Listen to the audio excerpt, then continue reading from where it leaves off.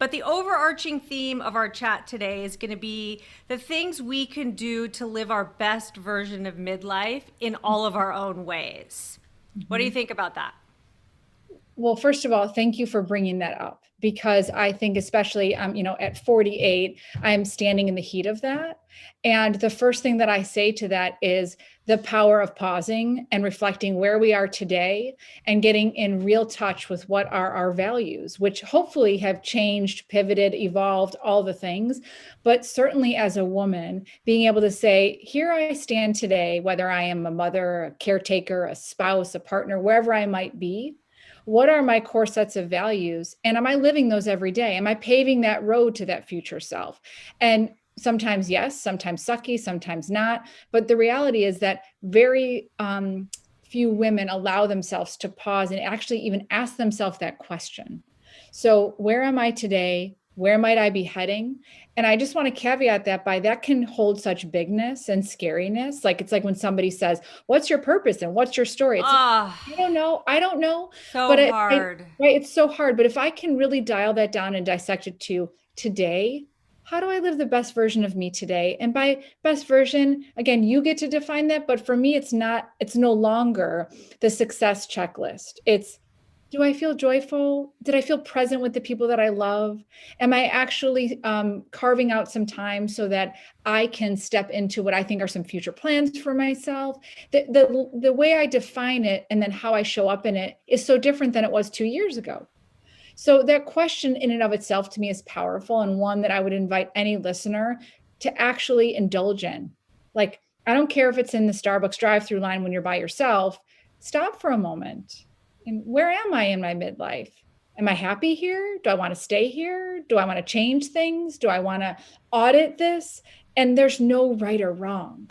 But my hope is that we continually ask that question and be curious. I'm never going to arrive. I'm never going to check the box. I made it. I did it. I'm here for today. It's perfectly good enough. And I want to rest into that. And I don't want to hold so tight to something. It's exhausting to me. So at midlife, I'm letting go. I'm just letting go and I'm here today. Sounds good to me, sister.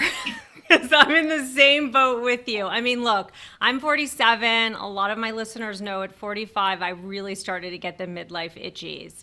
And I'm Mhm. like, oh my God, what's next for me? My kids are teenagers. What am I going to do?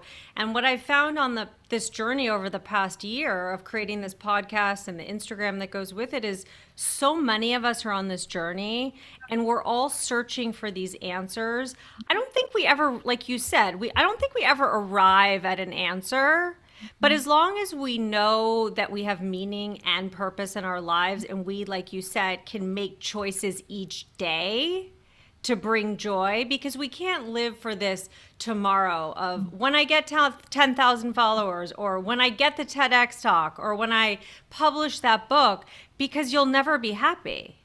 No, and I can really say with full heart that it wasn't only until a couple of years ago that I got to that place.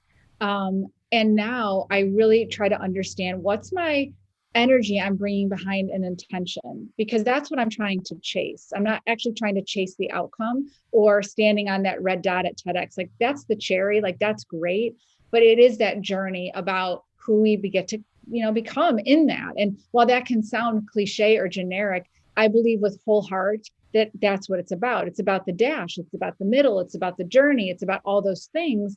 And when we are so aware and present to them, that's when the joy comes out.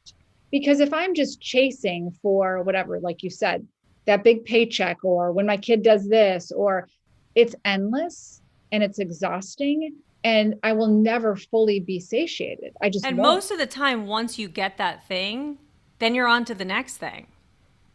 And it doesn't even bring that satisfaction or joy for more than 15 minutes, maybe a few And think hours. about all the things though that we miss along that road then, Yeah. because we are so laser focused on that one thing. And I really feel that life is about all of the unannounced moments.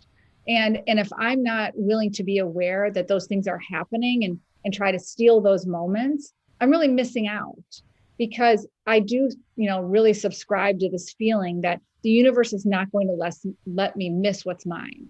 Right. I really feel that. And I've had now experiences where it slapped me in the face and said, no, no, like that was something that you were scared of and you were about to let it go. But the universe, gave me a slap and was like, nope, come on over, get those guardrails back, come back to yourself here. And I think the only way that I knew that it was speaking to me is that I was able to clear the noise out of my life and really hear my voice the loudest.